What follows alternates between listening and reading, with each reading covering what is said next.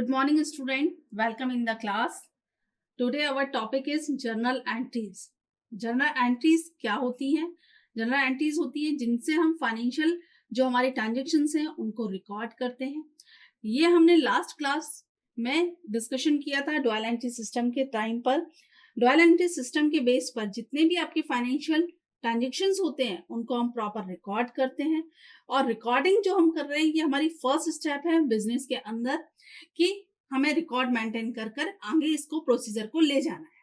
तो अगर हम रिकॉर्ड कर रहे हैं तो उसका किस बेस पर हम कर रहे हैं, इसके लिए हमने पढ़ा था टाइप्स ऑफ अकाउंट्स. हमने देखा था कि 3 टाइप्स ऑफ अकाउंट्स है. 3 टाइप्स ऑफ अकाउंट्स में कौन कौन से थे? Personal account, real account and nominal account. उनके हमने रूल भी देखे थे. रूल क्या थे? पर्सनल अकाउंट का रूल था receiver are debit, giver are credit. Real account का रूल था what's come in debit, what's goes out credit. Nominal account का रूल था all expenses and losses debit, all income and gain is credit. ये हमने 3 rule पढ़े थे. आप सबको याद होगा आई होप, और अच्छे तरीके से आपने प्रैक्टिस की होगी इसकी. जर्नल एंट्रीज जो है, journal entries most important part है आपके अकाउंटेंसी का.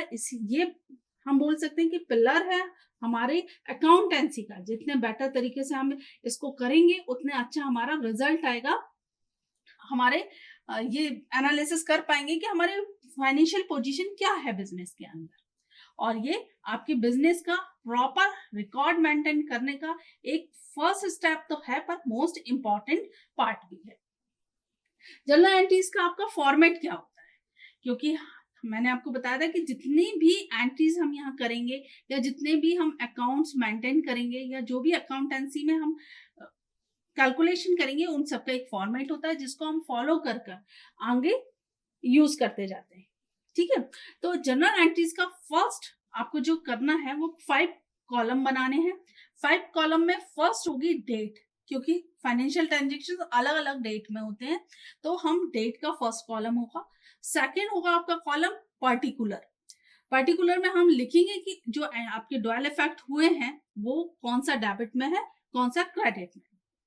थर्ड आपका कॉलम होगा लेजर फोलियो का, कि आपने ये जर्नल एंट्रीज की एंट्री लेजर फोलियो में कहाँ कर रखी है, वो यहाँ पर आप लेजर फोलियो में लिखेंगे.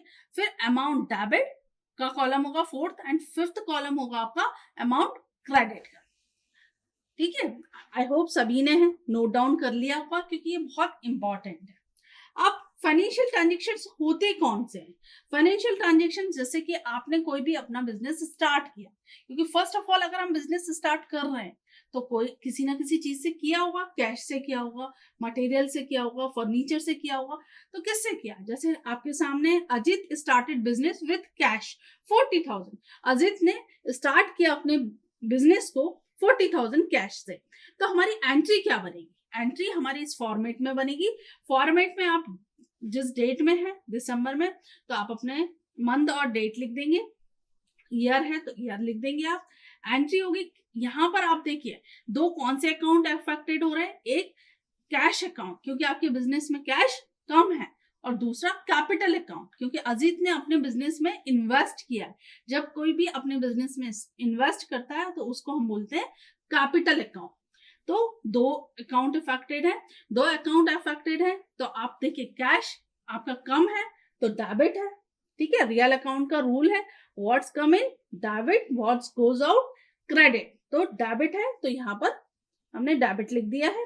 और कैपिटल, कैपिटल मतलब अजीत क्या था? गिवर था. पर्सनल अकाउंट का रूल है what's means receiver are debit, giver are credit. तो यहाँ पर अजीत ने आपको पैसा दिया है किस फॉर्म में?